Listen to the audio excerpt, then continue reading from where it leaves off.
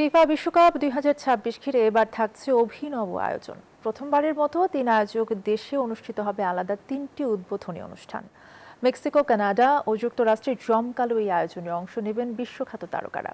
আর এই বিশ্ব মঞ্চেই লাল সবুজের প্রতিনিধি হিসেবে পারফর্ম করবেন বাংলাদেশি বংশোদ্ভূত আমেরিকান ডিজে সঞ্জয়।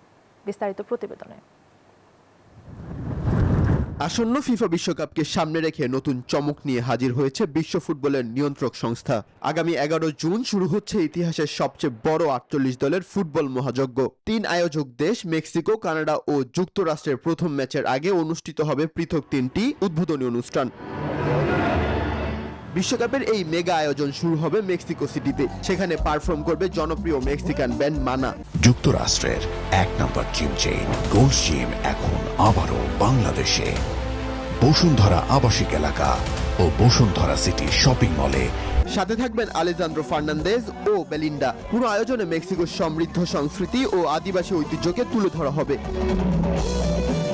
পরদিন 12 জুন টরন্টোতে নিজেদের প্রথম ম্যাচে মাঠে নামবে কানাডা। সেখানে উদ্বোধনী মঞ্চ মাতাবেন আলানিস মোরিসেট, মাইকেল বুবলে ও অ্যালেসিয়া ক্যারা। আর এই জমকালো আয়োজনে পারফর্ম করার কথা রয়েছে বাংলাদেশি বংশোদ্ভূত আমেরিকান ডিজে সঞ্জয়ের। একই দিনে লস অ্যাঞ্জেলেসে যুক্তরাষ্ট্রের উদ্বোধনী আয়োজনে মূল আকর্ষণ হিসেবে থাকবেন পপ তারকা কেটি পেরি। আরও পারফর্ম করবেন র্যাপার ফিউচার, লিসা, রেমা ও টাইলা।